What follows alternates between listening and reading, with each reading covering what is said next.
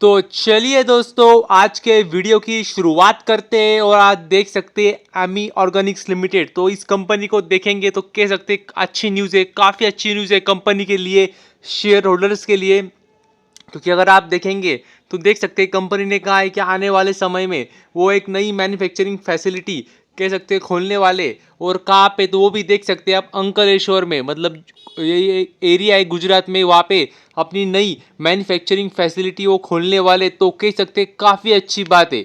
इसी का मतलब क्या, मतलब वो कैपेक्स करने वाले, मतलब कैपिटल एक्सपेंडिचर करने वाले।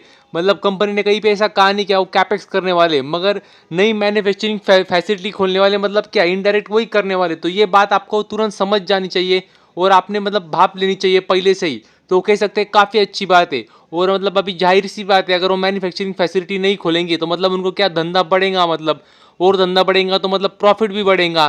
तो यही तो हमें चाहिए होता है। हमें एज ए शेयर होल्डर क्या चाहिए होता है, कंपनी ग्रो करती रहे हमेशा, और ऐसे ही ग्रो करती रहे और शेयर प्राइस भी बढ़ती रहे। हमें वही चाहिए होता है और वही कंपनी कर रही, तो कह सकते हैं काफ़ी अच्छी बात है।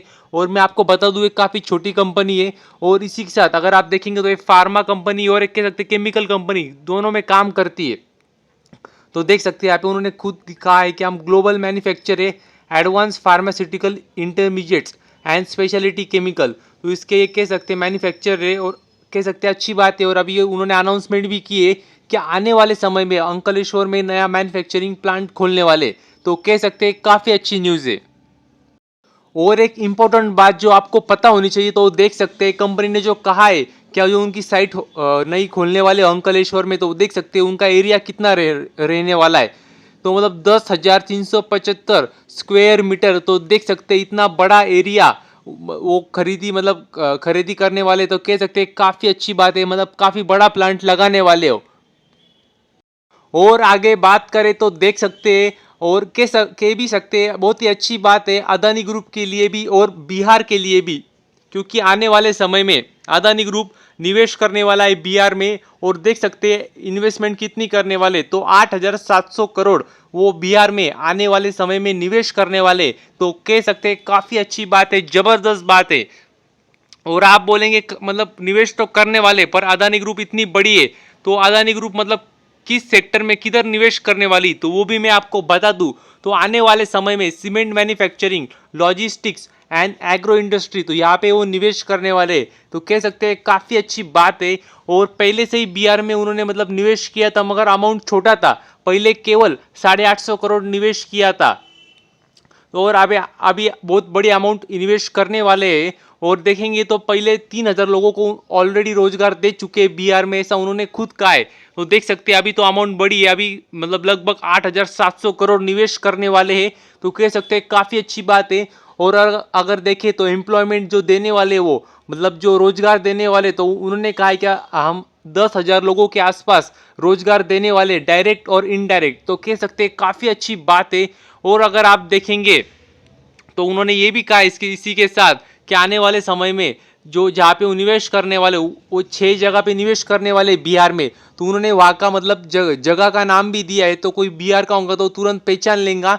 तो उन्होंने कहा है पूर्णिया, बेगूसराय, दरभंगा, और आगे देखें तो समस्तीपुर, किशनगंज एंड अगर अगली बात करें तो अररिया। तो ये 6 जगह पे वो निवेश करने वाले हैं और अपना ईवी चार्जिंग स्टेशन भी वो लगाने वाले बिहार में। तो कह सकते हैं काफ़ी अच्छी बात है। बिहार के लोगों को भी रोजगार मिलना चाहिए और बिहार को तो फायदा होगा इस जो इन्वेस्टमेंट करने वाले उससे। और इसी के साथ अदानी जी को, कंपनी को भी फायदा होगा, वो भी कैपेक्स करेंगे, निवेश करेंगे, उनके शेयर होल्डर्स को भी मतलब इससे फायदा होगा। तो कह सकते हैं अच्छी बात है। और अगर आप देखेंगे तो इससे अदानी गैस को फायदा होगा। और अगर आप देखेंगे तो सीमेंट कंपनी जैसे अंबुजा आईसीसी को फायदा होगा। और इतना ही नहीं, कंपनी ने और भी कहा है कि आने वाले समय में हमारा मतलब हम सोच रहे इस बारे में क्या अदानी विलमार को भी लाया जाए, लॉन्च किया जाए बिहार में। तो कह सकते हैं काफ़ी अच्छी बात है, ज़बरदस्त बात है। और अगर देखें तो उन्होंने सीमेंट बिजनेस के लिए तो मतलब अलग से निवेश भी करने वाले हैं, जिससे उन्होंने आंकड़ा कहा है कि 2500 करोड़ केवल वो सीमेंट बिजनेस में निवेश करने वाले हैं। और उससे 10 million metric ton per year का वो प्रोडक्शन करने वाले हैं। तो कह सकते हैं काफ़ी अच्छी बात है। तो ये सारी बातों को मतलब हमें ध्यान रखना चाहिए, क्योंकि यही तो मतलब यही कैपेक्स करती, इन्वेस्ट करती, तभी तो धंधा बढ़ता है और तभी तो रेवेन्यू बढ़ता है। मतलब हर क्वार्टर ने तो रेवेन्यू कैसे बढ़ेगा?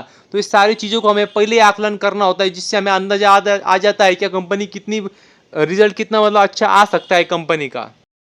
और यदि आगे बात करें तो देख सकते हैं इस कंपनी का नाम है एवेन्यू सुपरमार्ट मतलब डी मार्ट। तो अगर देखें तो डी मार्ट ने अपना नया स्टोर ओपन कर लिया है, जो कि किया है राजस्थान में। और जो एरिया है उधर वो है बिंडाया का, ये जो एरिया है राजस्थान में, वहाँ पे उन्होंने नया स्टोर ओपन किया है, जो कि उनका अभी होगा स्टोर ओवरऑल अगर पैन इंडिया बात करें तो 341 स्टोर ओपन किया है। तो कह सकते हैं काफ़ी अच्छी बात है, क्योंकि अगर आप पहले देखेंगे एज कम्पेयर टू मतलब पहले जो उन्होंने स्टोर्स ओपन किए थे वो काफ़ी एग्रेसिव किए थे मतलब।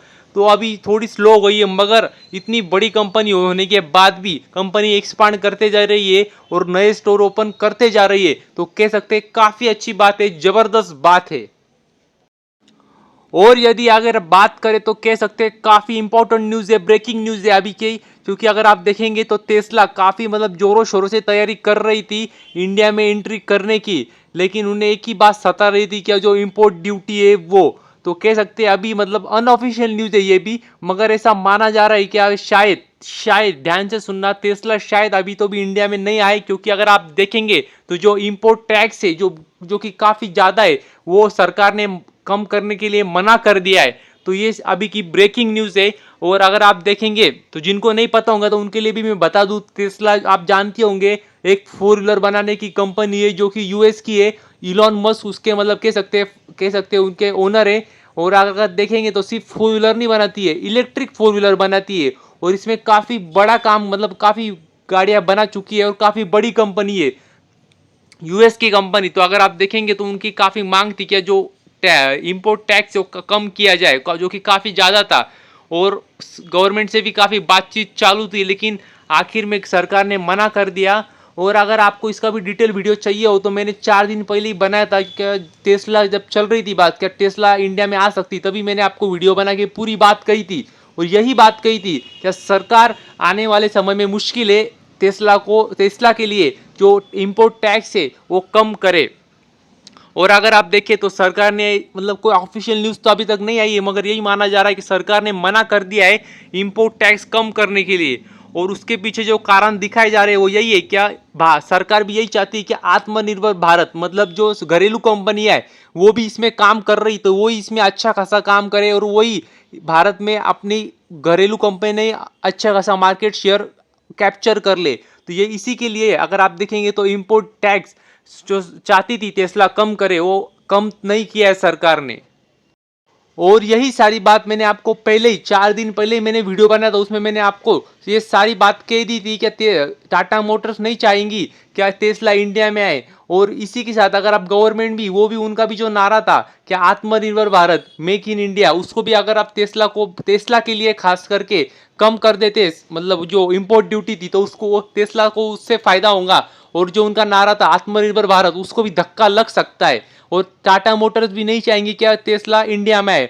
तो इसी की वजह से अगर आप देखेंगे तो शायद टेस्ला अभी मतलब नहीं आए इंडिया में, ऐसा हो सकता है। ऐसा मैंने वीडियो 4 दिन पहले ही बनाया था और उसकी आसार लग रहे हैं क्या वो सच हो सकता है। अभी भी मतलब वो जो न्यूज़ थी वो भी अनऑफिशियल थी और ये भी अनऑफिशियल है। और यदि आगे बात करें तो इस कंपनी का नाम है दिलीप बिल्डकॉन लिमिटेड। अगर आप देखेंगे तो मतलब नाम में ही सब कुछ है, रियल इस्टेट में कंपनी काम करती है।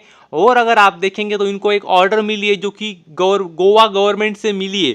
तो construction of observatory tower and viewing galleries on the new Jauhari bridge, मतलब इन शॉर्ट आसान भाषा में कहूँ तो इनको ऑर्डर मिली है टावर बनाने के लिए और वहाँ पे जो गैलरी होती है वो बनाने के लिए। और ऑर्डर मिली है गोवा गवर्नमेंट से। तो कह सकते हैं काफ़ी अच्छी बात है और काफ़ी छोटी कंपनी है और उसको देख सकते हैं ऑर्डर मिली है। और रियल इस्टेट सेक्टर में तो कह सकते हैं अच्छी खासी मतलब कह सकते हैं तेज़ी चल रही है और इस कंपनी को फ़ायदा हो सकता है।